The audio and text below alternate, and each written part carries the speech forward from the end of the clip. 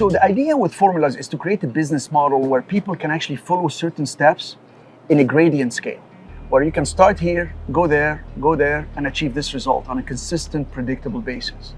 So, for instance, I teach people how to think forward, what's your end goal, how to think backwards, meaning reverse thinking.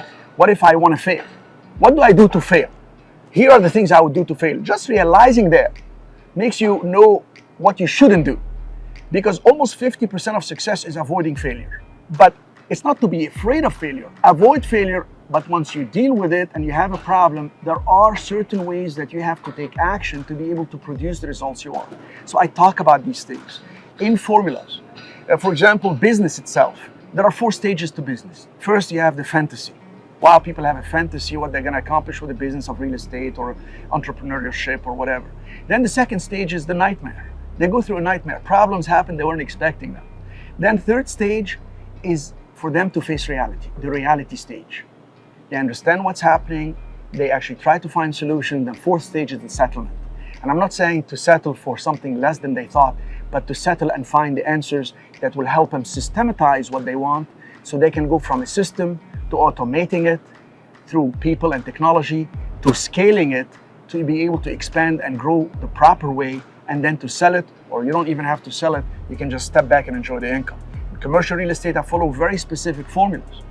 For instance, if you ask me right now, Sharif, what's the best way to start a business? Well, believe it or not, it is not to look for a good product to sell. You gotta think different. You gotta think of what market do I wanna go after? And once you figure that, you're gonna figure the product that matches that market. I'll give you a very specific example. In the world of commercial real estate, it is known that I prefer retail buildings. Why? Because the customer I want to deal with is the big national or international retailers. These companies come in, they give me the best lease, long term. They take the business or the building as is. They pay escalations every year more. They give me a triple net lease, meaning they pay taxes, insurance, and maintenance on top of the lease. They give me a corporate guarantee.